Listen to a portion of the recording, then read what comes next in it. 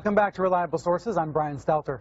Donald Trump is heaping praise on WikiLeaks while the Clinton campaign condemns the ongoing publication of stolen emails from Clinton Chairman John Podesta. WikiLeaks is publishing new emails every day.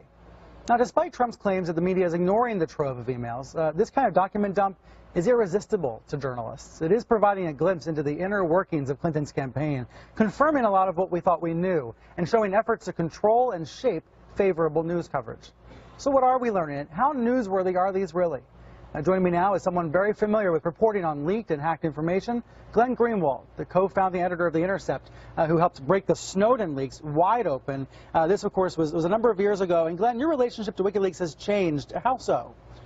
Well, ironically, WikiLeaks was one of the most vocal critics of how we reported on the Snowden archive. They were indignant about the fact that we didn't just take it and indiscriminately dump it all into the internet, right, but instead curated it, tried to protect people's personal information. And to this day, not only us, but all news organizations that had documents still haven't disclosed all of them or even near all of them because of the effect it would have on innocent people. So we very much believe that when you get a large archive of information, your responsibility as a journalist is not just to dump it to the internet for anyone to dig through, but to protect people's privacy, to protect people's reputation, and only publish that which is in the public interest. Now that WikiLeaks has dumped these Podesta emails, journalists are scouring through them. Is it ethical to report on stolen information?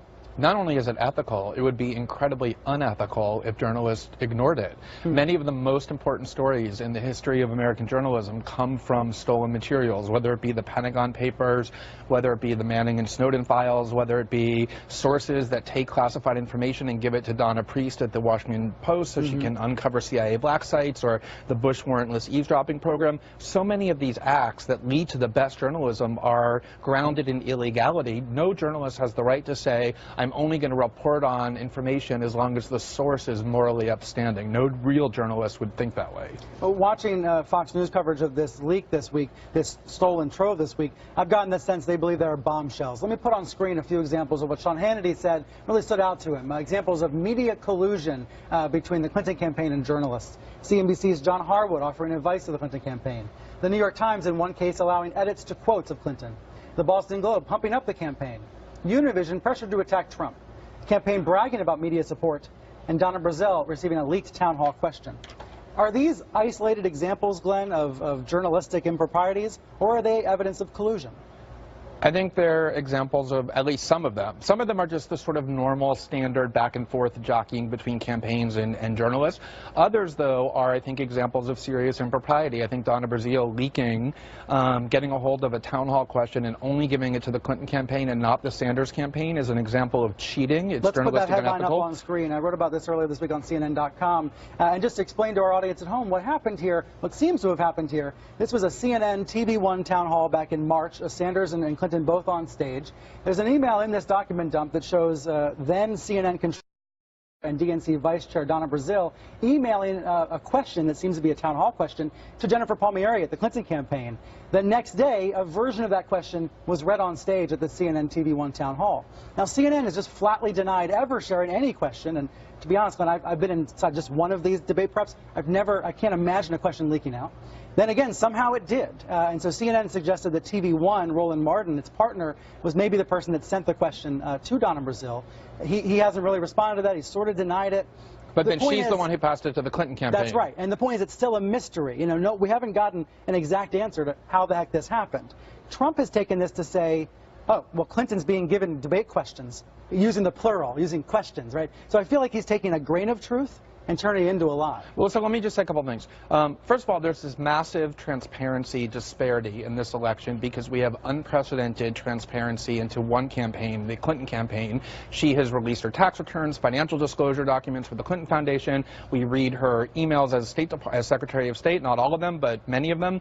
And now the hack into her Clinton campaign. On the other side, you have almost no transparency into Donald Trump and his business practices and his campaign because he won't even release his tax returns. So it's incredibly hypocritical for him to act as though there's these scandals being hidden when he's hiding essentially everything about himself. That said, I think there are extremely interesting aspects of these emails which maybe to political junkies or reporters seem like business as usual, but to the ordinary person it sheds real light on the kind of games that get played, the kind of manipulation of public opinion, that even if it's common, is still really disturbing and therefore deserves lots of attention. When you say manipulation of public opinion, what are examples you've seen in these emails of that? And there's things where the Clinton campaign talks openly about the fact that their public messaging is completely at odds with what Hillary Clinton really believes about ways to Sanders supporters into believing that they're getting concessions that in reality are inconsequential. There's an email that talks about how the regime of Qatar, one of the most repressive regimes on the planet, was promising to give $1 million to the Clinton Foundation for Bill Clinton's birthday in exchange for 5 minutes of meet-in time with him. So this is the kind of stuff that Clinton partisans will say, oh, it's no big deal, it's not shocking, but that's not the standard of newsworthiness. Lots of things that are newsworthy are not shocking. I don't think it's shocking that Donald Trump is a serial groper of women, but it's still extremely newsworthy, and that's what I would say is the same for the kind of trade-offs and kind of money transfers and media manipulation that's taking place as evidenced by that email archive. And yet, when I was in the car yesterday listening to news radio, all I heard about was Trump. I didn't hear about Clinton. Do you think conservatives are right to say there's been an unfair imbalance in the coverage of the WikiLeaks revelations versus Donald Trump? So I think there's two sides of that. I think it is simply the case that the political and media elite in the United States are virtually united behind Hillary Clinton and against Donald Trump. But the other side of that is that Donald Trump is so off the charts in terms of convention and what's normal and what's acceptable that even if it may not be justified, it's just inevitable that you put your eyes on this sort of explosion and this extreme amount of deviation from what's normal and pay attention to it and talk about it more than a sort of conventional campaign like Hillary Clinton's. Off the